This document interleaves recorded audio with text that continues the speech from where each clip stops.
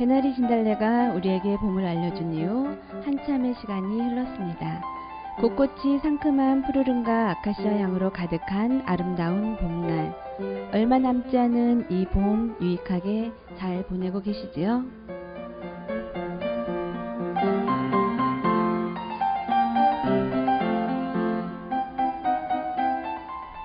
안녕하세요. 재미있는 라디오의 나현정입니다.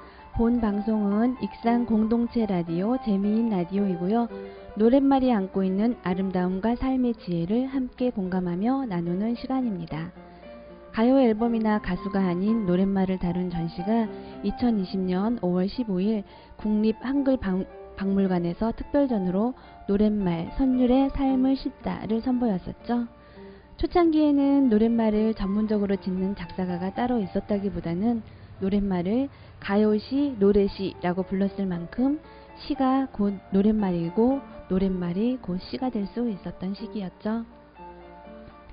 아무것도 가진 것 없는 이에게 시와 노래는 애달픈 양식. 아무도 배지 않는 암흑 속에서 조그만 읊조림은 커다란 빛.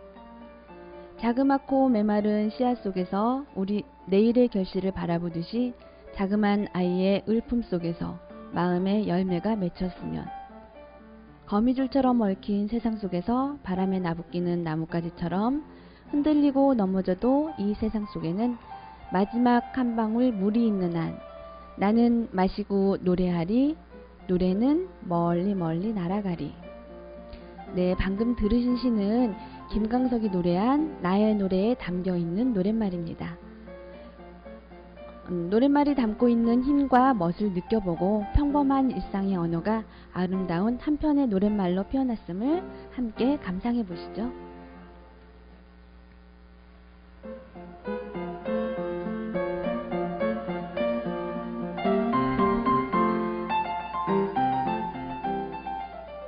우리는 세상에 던져진 이후 생명이 다할 때까지 길을 가야만 합니다. 때로는 길이 멀어 보이지 않아 어디로 가야 할지 몰라 망설이게 되고, 때론 길이 보이지 않아 막막할 때도 많았지요. 나는 길을 잃어버린 걸까? 아니면 목적지가 없는 길을, 앞이 보이지 않는 길을 마냥 가고 있는 건 아닐까? 노랫말이 다음 들려드리는 노랫말은 G.O.D의 길입니다.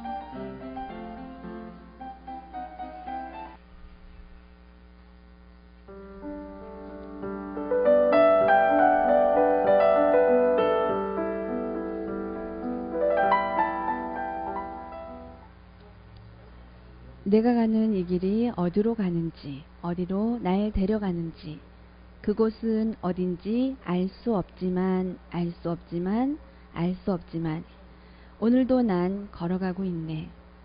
사람들은 길이 다 정해져 있는지, 아니면 자기가 자신의 길을 만들어 가는지, 알 수 없지만, 알 수 없지만, 알 수 없지만, 이렇게 또 걸어가고 있네. 나는 왜 이 길에 서 있나? 이게 정말 나의 길인가? 이 길의 끝에서 내 꿈은 이루어질까? 무엇이 내게 정말 기쁨을 주는지, 돈인지 명예인지 아니면 내가 사랑하는 사람들인지, 알고 싶지만 알고 싶지만 알고 싶지만 아직도 답을 내릴 수 없네.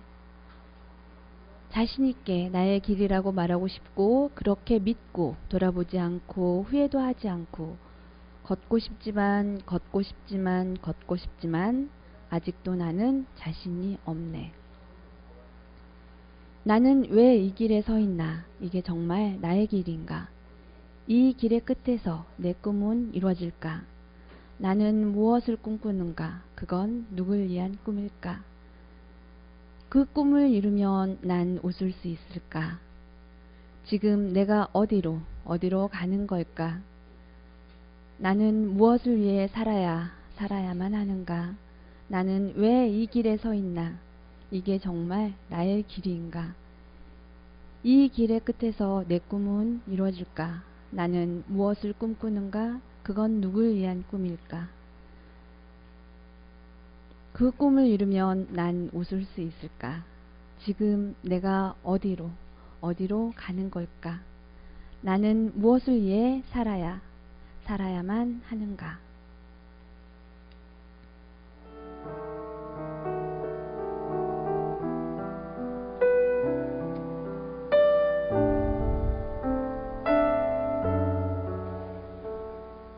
박진영 작사 작곡 G.O.D가 부른 길의 가사를 감상해 보았습니다. 제가 알고 있는 박진영이라는 사람은 조금은 부담스러운 그리고 조금은 민망한 춤을 추며 노래를 부르는 자유분방함을 즐기는 프로듀서이자 가수이죠. 이 노랫말을 감상하면서 다시 한번 그의 철학과 사고를 사색해 보게 되네요. 아이돌 그룹이 부르는 그들의 노래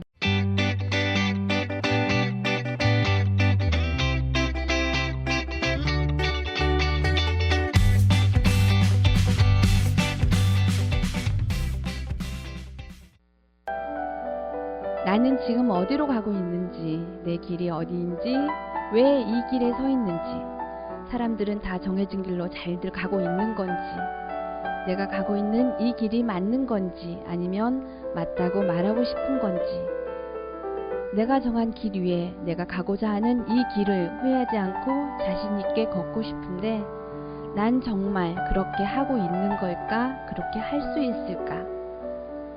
지금의 길이 자신 있게 맞다고 말하고 싶은데 확신을 할 수가 없는, 한없이 답답하고 답이 보이지 않는 나의 미래.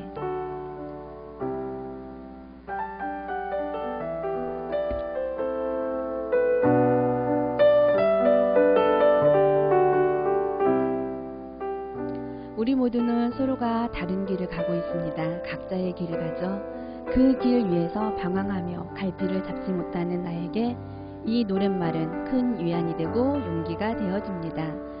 그 복잡하고 보이지 않는 미래에 대한 마음을 솔직하고 아름답게 표현해 주었네요. 이 방송을 듣고 계신 여러분은 자신의 길로 잘 걷고 계신 거죠? 많은 생각을 하게 해주는 좋은 노랫말입니다. 저작권 관계로 들려드릴 수는 없지만 가사를 음미하면서 다시 한번 들어보시기를 여러분께 추천해드립니다. 지금까지 재미있는 라디오 나현정이었습니다. 다음 방송에도 여러분이 공감할 수 있는 아름다운 노랫말로 찾아뵙겠습니다. 감사합니다.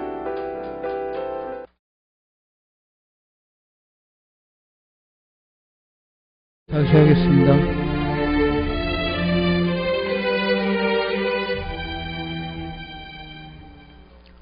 벚꽃이 활짝 핀 4월이 지나고 가정의 달 5월입니다. 어린이날, 어버이날 가족들과 즐거운 시간 보내셨죠? 저도 가족들과 즐거운 시간을 가졌습니다.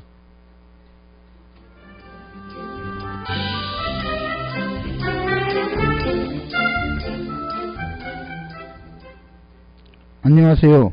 뉴스앤이슈의 이정설입니다. 뉴스앤이슈는 지역에서 일어나고 있는 새로운 소식과 특별한 테마를 주제로 이야기하는 시간입니다. 오늘은 익산 미륵사지 안에 있는 국립익상박물관 소식과 국보인 사리장원구 안에 있던 유리제 사리병에 대해 이야기하는 시간을 갖도록 하겠습니다.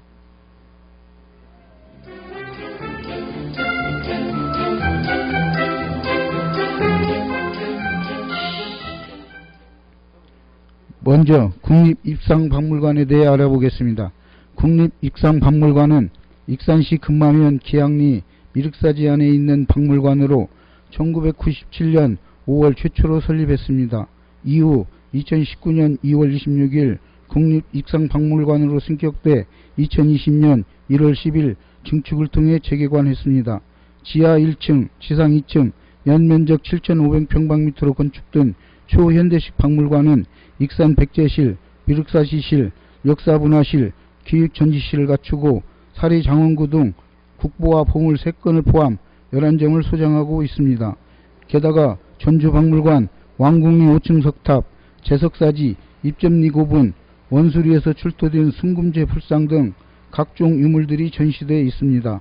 또한 미륵사지에서 출토된 유물을 안전하게 관리하고 이를 학술적으로 연구해 미륵사, 천년의 역사와 신앙, 생활, 문화 등이 복합되어 있는 유물들을 전시를 통해 백제 문화의 우수성을 알리고자 설립됐습니다. 거기다 출토된 2만 3천여 점을 비롯 약 3만여 점의 유물을 문화재 보존 처리 과정을 거쳐 소장하고 있습니다. 문화재 보존 처리란 문화재 보존 윤리 지침에 따라 문화재를 원형으로 보존하기 위해 처리자의 태도 및 마음가짐이 중요하고요. 문화재를 치료하는 의사의 관점에서 조심스럽고 정확하게 지침에 따라 처리하는 것을 바랍니다. 다음은 익산 미륵사지에 대해 알아보겠습니다. 익산 미륵사지는 익산시 금마면 기양리에 있습니다. 사적 제150호로 지정된 동양 최대의 절터로 백제무왕 때 창건돼 조선시대에 폐사됐습니다. 사지란 절터를 말하는 것으로 익산 미륵사지, 부여 정림사지, 경주 가문사지 등이 있습니다. 이 중 익산 미륵사지가 제일 크고 웅장한 대표적인 절터입니다. 익산 미륵사지는 학자들마다 제각각 다른 학술을 내놓고 있어 앞으로 더 많은 연구가 필요해 보입니다. 삼국유사에 따르면 백제 무왕이 서동왕자 시절 신라의 선화공주와 혼인한 것으로 알려지고 있습니다. 그러나 삼국사기에는 무왕이 사택적덕과 혼인한 기록이 있어 유사와 사기의 기록에 있어 의문점을 던져주고 있습니다. 게다가 서탑복원 과정에서 출토된 금제사리 봉영기 금판에 사택적덕이라는 글귀가 뚜렷이 새겨져 있어 문화재 전문가들이 학술적으로 혼선을 빚고 있습니다. 미륵사지는 동서로 국보 11호 미륵사지 석탑이 1개씩 있고 양쪽으로 보물 236호 단간지주 2개가 있습니다. 그리고 중간에 목탑이 있는 삼탑 상금당의 구조로 이루어졌습니다.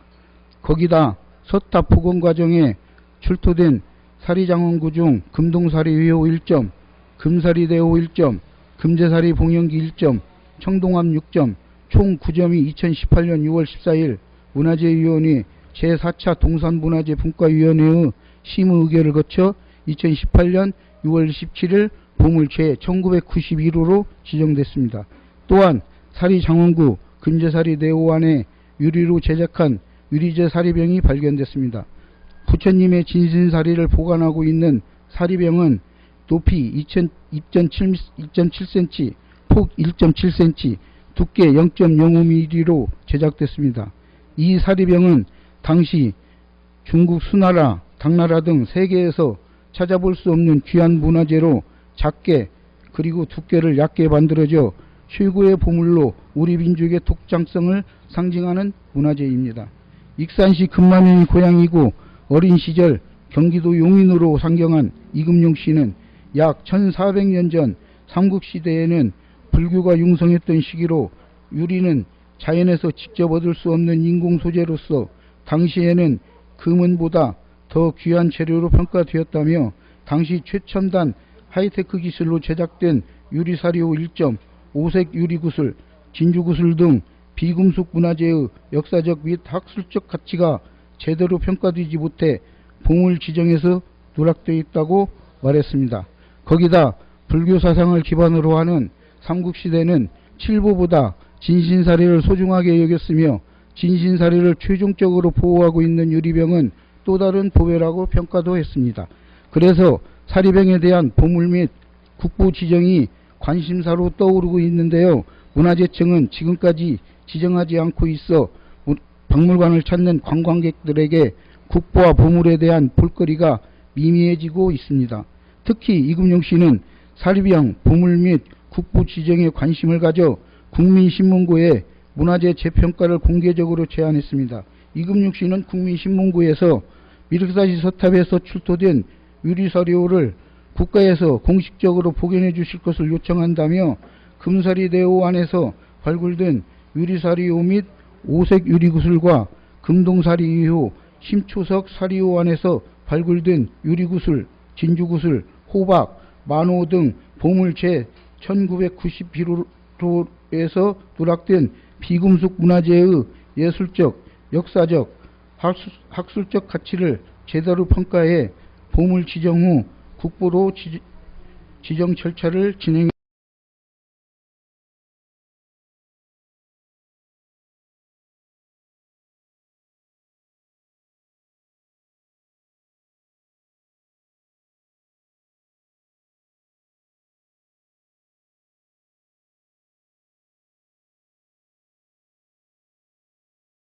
백제의 기술력이 뛰어나다는 것은 현재까지 알려진 문화재로도 충분히 인식하고 있다고 답변했습니다.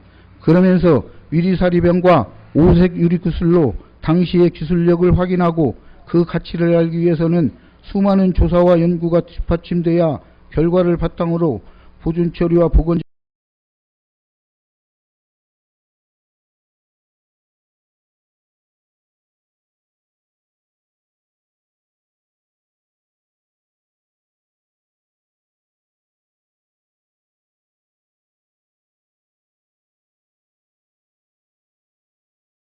문화재인 유리사리병이 역사적, 학술적, 과학적 가치가 제대로 평가되지 못한 채 보물 지정 심의에서 아쉬운 점으로 남겨지고 있습니다.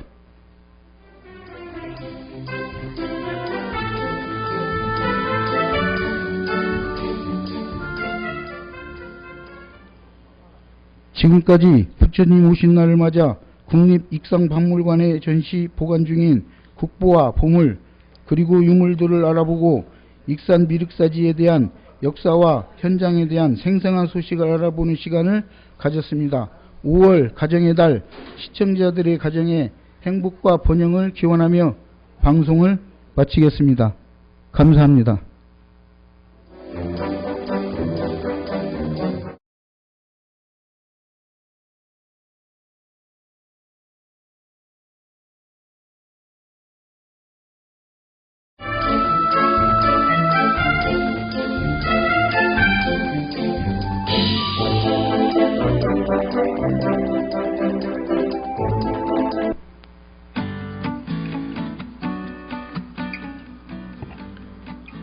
봄꽃이 아름답게 피었을 때가 엊그제 같았는데 그 아름다움은 가고 한낮에는 반팔을 입는 거 보니 곧 여름이 오려나 봅니다.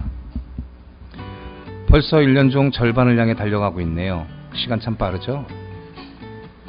5월은 가정의 달이라고 하는데 여러분들은 가족과 행복한 시간을 보내고 계신지요?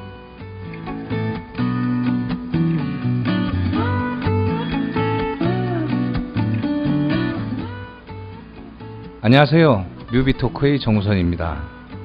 본 방송은 익산에서 진행되는 공동체 라디오고요. 좋은 영화들을 추천해드리고 그 내용을 소개해드리는 시간입니다.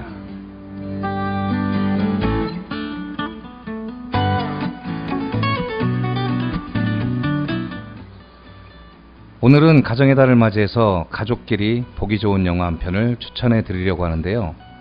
많은 사람들이 로맨스로 알고 있지만 사실은 가족의 소중함, 시간의 소중함을 알려주는 영화입니다. 영화 제목은 About Time이고요. 2013년에 개봉한 리차드 커티스라는 감독의 작품입니다. 주연으로는 남자 주인공 도널 글리슨, 여자 주인공 레이첼 맥 아담스가 출연합니다. 특이하게 멜로 장르의 판타지 요소가 들어가는데요.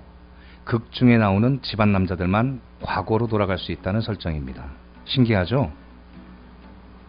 그 시간 여행을 통해 할아버지, 아버지, 그리고 아들이 직접 경험하며 어떤 것을 느끼고 변화하는지, 또 아무리 시간을 돌린다 해도 되돌릴 수 없는 것들에 관하여 많은 부분들을 느끼게 해주는 영화입니다.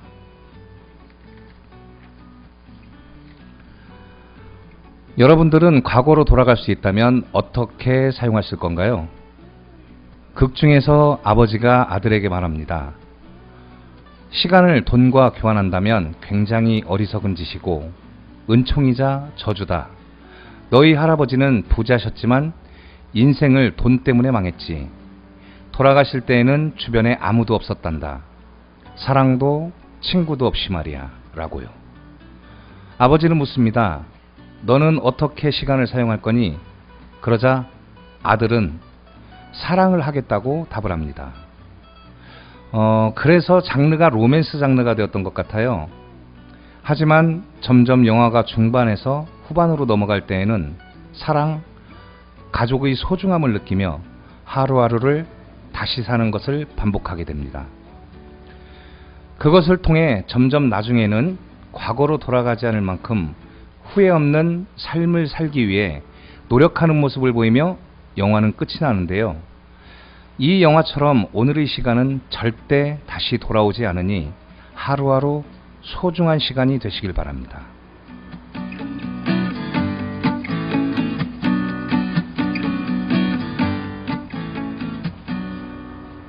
여러분들은 가족들과 행복한 삶을 사시고 계신가요?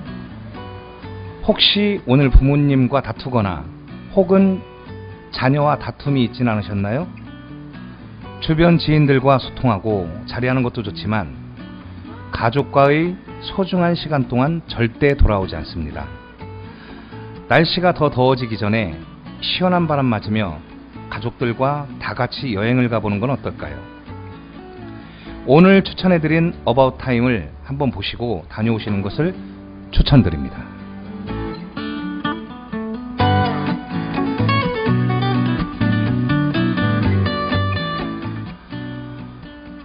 오늘 이 시간에는 가정의 달을 맞이해서 가족과 함께 보면 좋을 것 같은 영화를 소개해드렸는데 여러분들 괜찮으셨나요? 지금까지 뮤비토크의 정우선이었습니다. 다음 방송에는 더 좋은 영화를 가지고 찾아뵙겠습니다. 감사합니다.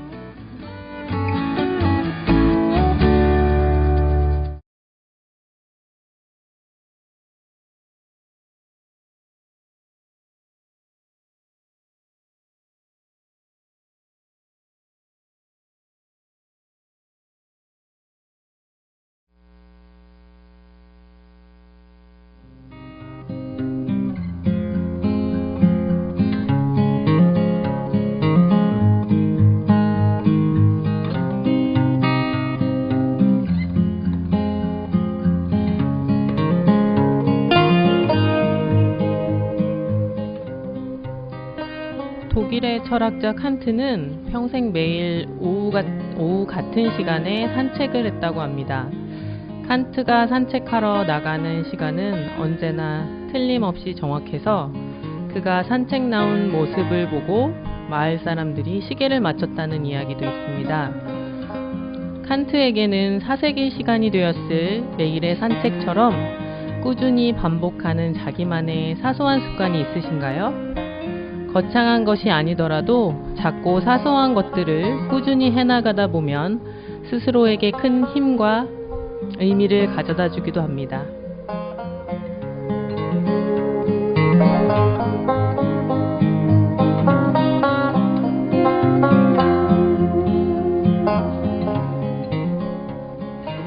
매일매일 평범한 일상이더라도 그걸 새롭게 바라보는 시각, 정성스럽게 대하는 태도를 갖게 된다면 우리는 우리의 삶을 새롭고 의미 있게 바라보게 됩니다. 루틴이나 리추얼이라는 말 아시나요? 루틴은 규칙적으로 하는 일상의 틀을 의미하는데요. 시간을 정해놓고 하는 규칙적인 식사, 규칙적인 운동, 규칙적인 만남이나 취미활동 같은 게 루틴이 될 수 있고요. 리추얼은 원래 종교적인 의례나 의식을 뜻하는 영어 단어지만 요즘에는 삶의 의미를 가져다주는 반복하는 습관이나 루틴이라는 뜻으로 통합니다. 모닝 리추얼, 명상 리추얼 같은 루틴을 가지게 됨으로써 내 삶이 더 의미 있어지는 것이죠.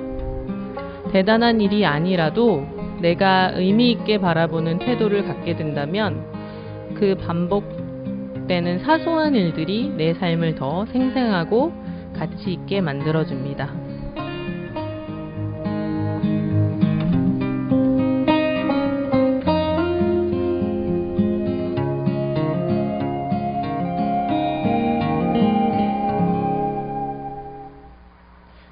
안녕하세요. 재미있는 라디오 한은선입니다. 본 방송은 익산에서 진행되는 공동체 라디오고요. 익산 시민들의 이야기를 나누는 시간입니다. 오늘 재미있는 라디오에서는 우리의 삶을 의미 있게 만드는 작고 사소한 것들을 다루려고 합니다. 최근 실외 마스크 착용, 거리두기 등에서 방역 지침이 완화되었지만 코로나19 바이러스가 대유행하면서 그 이전에는 당연했던 일상이 더 이상 당연한 게 아닌 게 되어버린 시간을 꽤 오래 경험하고 있죠. 그 영향으로 삶의 활력이나 의미를 잃어 무기력해지거나 우울한 기분이 든다고 하시는 분들도 주변에 많이 계신 것 같아요. 이럴 때일수록 차분하게 일상을 꾸려나가기 위해 사소한 것들을 반복하는 루틴을 갖는 것이 중요하다는 이야기를 많이 듣게 됩니다. 제가 오프닝에서 청취자 여러분들께 이런 자기만의 사소한 습관이 있으신지 질문 드렸는데요. 저의 경우에는 오래된 습관이 있어요. 저는 아침에 일어나면 제일 먼저 라디오를 켭니다. 제 라디오 주파수는 KBS 클래식 FM에 고정되어 있어요. 제가 클래식 음악에 대해 지식이 깊거나 관심이 지대하지는 않습니다. 그럼에도 때로는 우아하고 차분하게, 때로는 밝고 경쾌하게, 때로는 무게감 있거나 격정적으로 다채로운 클래식 음악에 따라 아침을 시작할 수 있는 평범함이 저에게는 의미가 아주 큽니다. 그리고 계속 시작을 미루기만 했던 것인데요. 최근에는 새롭게 체육관으로 운동을 다니기 시작했어요. 일주일에 2-3번 정도, 이번 주가 3주 차지만 다녀보니 이런 팬데믹 상황에서도 꾸준히 체육관에 나와 운동하시는 분들이 많이 계시더라고요. 그분들을 보면서 열심히 운동해야겠다는 자극을 받기도 했고요. 무엇보다 1주, 2주, 3주 이렇게 쌓이면서 운동을 꾸준히 하려고 실천하는 제 자신이 자랑스러워서 뿌듯한 마음이 들고 꽤 즐겁습니다. 이렇게 평범한 일상에 생생함을 더해줄 수 있는 사소한 일들이 정말 많죠. 바쁜 하루 중 잠깐의 시간을 내서 좋아하는 차를 마시며 마음과 머리를 비울 수도 있고요. 하루를 시작하며 또 마무리하며 감정일기, 감사일기를 쓰기도 하고 나를 돌보고 조금씩 성장시키는 기회를 가질 수도 있어요. 새벽 기상을 해서 글쓰기, 책 읽기, 요가, 명상 같은 자기가 좋아하는 일, 자기를 돌보는 일들을 하는 미러클 모닝을 실천할 수도 있고요. 이렇게 듣기만 해도 좋은 것들이지만 그럼에도 꾸준히 해나가기가 어려운 경우가 항상 있죠. 작심삼일처럼요. 그럴 때는 유용한 스마트폰 어플을 이용해서 도움을 받을 수도 있습니다. 어플에 따라 기능 차이는 있을 수 있지만 오전, 낮, 저녁으로 시간대를 나눠 내가 실천하고 싶은 습관을 기록하고 때가 되면 알람을 보내주기도 하고요. 실천 여부를 체크해 일간, 주간, 월간으로 통계를 내서 한눈에 보여주기도 하고 유용한 기능들이 있어요. 마이 루틴, 루티너리, 루빗이 바로 그런 도움을 줄 수 있는 어플들이에요. 관심이 있으시면 설치해서 기능들 둘러보고 나에게 맞도록 활용해 보시길 추천드립니다. 꾸준히 해나가는 데 도움이 되는 또 다른 방법으로는 같이 함께하는 방법이 있습니다. 가족이나 친구, 동료, 마음 맞는 누구라도 함께 각자의 투두 리스트를 공유하고 실천하는 것인데요. 함께 점검하면서 해나가면 지속하는 데 자극도 되고 동력이 되기도 합니다. 어떤가요? 이야기를 나눈 것들이 대단한 것들이 아니죠? 하루하루 내 평범한 일상과 삶을 특별하고 의미 있게 만들어주는 작고 사소한 것들을 실천하면서 생생한 삶, 의미 있는 순간순간들 만들어 가세요.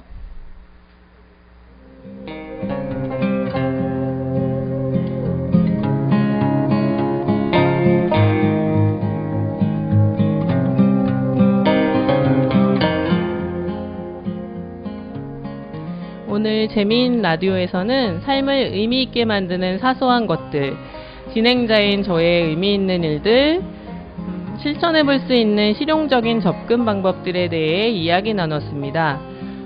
사소한 일들의 시작도 거창할 필요가 전혀 없습니다. 당장 오늘, 지금부터 할 수 있는 한 가지를 떠올려 보시겠어요? 지금까지 재미있는 라디오의 한은선이었습니다. 들어주셔서 감사합니다.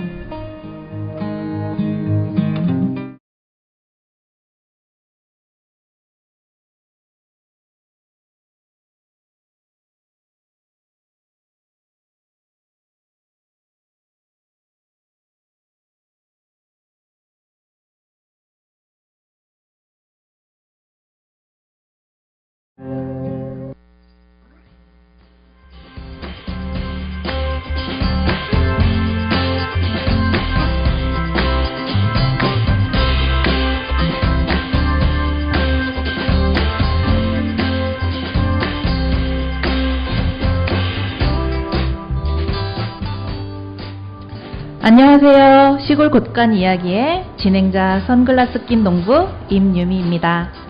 본 방송은 매일매일 변화하는 시골의 풍경과 농사의 첫 발을 디딘 초보 농부의 좌충우돌 농사 이야기들을 나누는 시간인데요.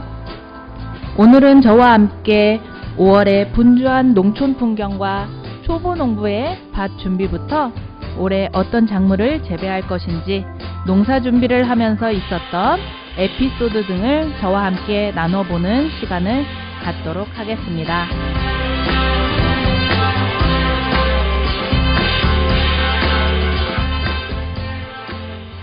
요즘 차량이나 집안 창문을 열면 꽃가루와 송화가루가 들어와 문을 열 수 없을 정도로 꽃가루가 많이 날려서 알레르기에 고생하시는 분들이 계시는데요.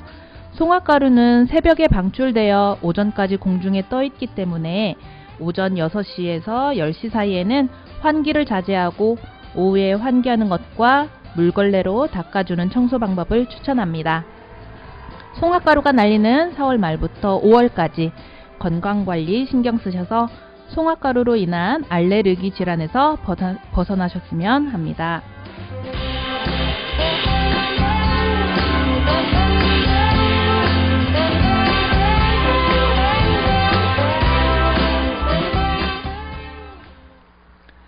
시골 곳간 이야기. 오늘 함께할 이야기에 앞서 선글라스 낀 농부라는 별명에 대해 궁금해하실 것 같은데요. 여러분은 선글라스 하면 어떤 생각이 드시나요? 선글라스는 강렬한 햇빛으로부터 눈을 보호하기 위하여 쓰는 색깔 있는 안경이죠. 또는 패션으로 사용하기도 하여 도시적인 이미지도 있고요. 제가 선글라스를 끼는 이유는 햇빛 차단과 패션이 아닌 지렁이를 피하고 싶어서입니다. 저는 흙을 이롭게 해주는 지렁이를 제일 징그러워한답니다. 지렁이뿐만 아니라 지네, 뱀, 쥐를 싫어합니다. 비 오는 날, 비 내린 후에 나뭇가지만 봐도 지렁이로 보여서 숨이 막힐 정도이니까요. 그런 제가 농사를 짓는다고 하니 친한 친구가 그러더군요. 선글라스를 끼고 농사 져야겠다고. 우스운 이야기를 해서 별명이 선글라스 낀 농부가 되었습니다. 시골에는 젊은이들이 도시로 많이 빠져나가서 노령 인구가 많은데요. 그러다 보니 나이가 들어 힘들어서 농사를 못 지으시는 분들 또는 유산으로 받은 땅이 있지만 도시에 살아서 농사를 못 지으시는 분들이 무료로 땅을 내놓기도 하고 또는 개인 임대차, 농지은행 등을 통해서 농사 지을 사람들을 찾고 있는데 저는 연세를 주고 약 1,500평을 개인 임차하였습니다. 농지은행은 청년 농업인, 후계 농업인, 귀농인 등의 우선순위가 있으니 이 점 참고하셔서 논과 밭을 준비하시면 되겠습니다. 약 1,500평을 계약하고 드넓은 밭을 보니 가슴이 뻥 뚫리네요. 제가 밭을 임차해서 제일 먼저 한 일은 밭에 농기구 보관 장소로 사용하던 작은 비닐하우스를 청소하는 것이었습니다. 전에 농사 짓던 분이 쓰레기를 버리고 가셔서 비닐하우스 청소에만 약 2주가 걸렸습니다. 임대인이나 임차인 모두 쓰레기 처리에 신경 써야 하는데 뒤이어 임차한 제가 청소하느라 농사 짓기 전에 지쳤었네요. 윗밭 주인, 밑에밭 주인 분들도 많이 만나볼 수 있었는데 주변에 생활쓰레기 무단투기도 많아서 우리부터 쓰레기 관리 잘하고 무단투기하는 사람들이 없도록 깨끗한 땅으로 지켜내자고 이야기를 나누었습니다. 첫 농사에 어떤 작물을 선택할까 고민이 되었었는데 인터넷 카페와 주변 농업인 분들에게 조언을 구하여 얻은 결론은 콩이었습니다. 밭을 나누어서 참깨와 들깨, 콩을 재배하려고 하였었는데 첫 농사에 지칠 것 같아서 콩만 재배하기로 하였습니다. 다행히 콩 농사 지으시는 분이 멘토가 되어 주신다고 하여 한시름 놓을 수 있게 되었습니다. 조그마하게 쌈채소와 고구마를 심을 수 있도록 밭을 구획해서 때마다 채소 이야기도 전달해 드리도록 할게요. 농민분에게 농사 지으면서 어려운 점이 무엇인지 여쭤보니 제일 어려워하는 게 판매라고 합니다. 정부에서 수매하지 않으면 판로가 뚜렷하지 않고 공판장에 내놓으면 제값을 못 받고 여러 번의 유통 과정을 겪기에 소비자는 비싸게 구매하고 농민이 직접 판매하면 유통 과정이 줄어서 저렴하게 판매할 수 있는데 직접 판매하기가 쉽지 않아서 판로가 문제라고 하십니다. 저도 콩을 재배하고 어떤 판로를 선택할지 고민이 되어지는 부분이네요. 콩을 재배하기로 하고 농업기술센터에 재배 방법 교육 자료를 요청하여 공부도 하고 고구마, 땅콩 등 다른 작물에 대해서도 자료를 살펴보았습니다. 문제는 콩을 심으면 새들이 먹고 콩이 자라면 고라니가 와서 잎을 따먹고 열매가 열리고 수확할 즈음에는 두더지나 멧돼지가 와서 먹는다고 합니다. 이러다가 선글라스 낀 농부는 첫 농사지어서 동물들에게 바치게 생겼네요. 저 어떡해요? 그래서 제가 요즘 빠져있는 것은요. 아파트 쓰레기 분리수거장 투어입니다. 동마다 쓰레기 분리수거장에 가서 페트병, 맥주캔, 세탁소 옷걸이 등을 주워옵니다. 이것의 사용처는 바로 동물 퇴치에 쓰는 물건을 만드는 것입니다. 페트병과 맥주캔으로 바람개비를 만들어서 고추 지지대에 끼우면 바람개비가 돌 때 생기는 진동이 고추 지지대를 타고 땅으로 전달되어 두더지가 안 온다고 합니다. 맥주캔으로 만든 바람개비에는 캔 뚜껑 고리를 넣어서 만드는데요. 바람개비가 돌아갈 때 소리가 얼마나 요란한지 시끄러운 소리에 고라니와 멧돼지가 안 온다고 하네요. 또 하나 더 만들고 있는 건 아이들이 어렸을 때 연날리기 하면서 가지고 놀았던 독수리 연입니다. 아이들이 크니까 집안 한쪽 구석에 있는 독수리 연에게 제 역할을 찾아주려고 합니다. 바로 새를 쫓는 독수리 연입니다. 대나무에 연결하여 밭에 설치해주면 새들이 도망간다네요. 여기에 한 가지 더 하자면 크레솔 비누액 소독약을 페트병에 넣어 땅에 반절 정도 묻어두면 냄새에 민감한 멧돼지가 안 온다고 하니 땀 흘려 키운 작물들을 지켜낼 수 있겠죠? 5월의 논과 밭은 농사 준비로 많이 분주한데요. 선글라스 낀 농부도 어제 해지기 전까지 쟁기질한 밭에 퇴비와 석회를 뿌렸습니다. 이제 흙덩이를 부드럽게 가루로 만드는 로터리 작업이 남아 있습니다. 또 채소와 고구마를 심을 작은 땅에 멀칭 작업도 해야 되고 3주 전에 포트에 모종했던 참외, 오이, 가지, 옥수수, 호박 등 작물을 심어야 하니 방송하는 지금도 머릿속과 마음은 농사 생각으로 아주 분주합니다. 지렁이가 징그러워서 호미질도 못하는 제가 초보 농부에서 농사꾼으로 성장하는 모습 모두 지켜봐 주시고 애청자 여러분, 우리 농산물 많이 사랑해 주세요.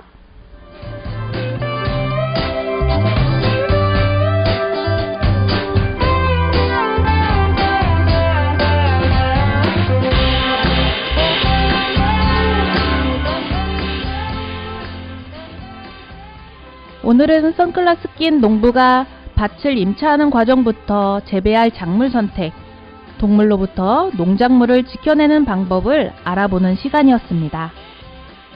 지금까지 시골 곳간 이야기의 선글라스 낀 농부 임유미였습니다. 다음 시간에도 좌충우돌 초보 농부의 농사 이야기로 찾아뵙겠습니다. 감사합니다. 다음 시간에 만나요.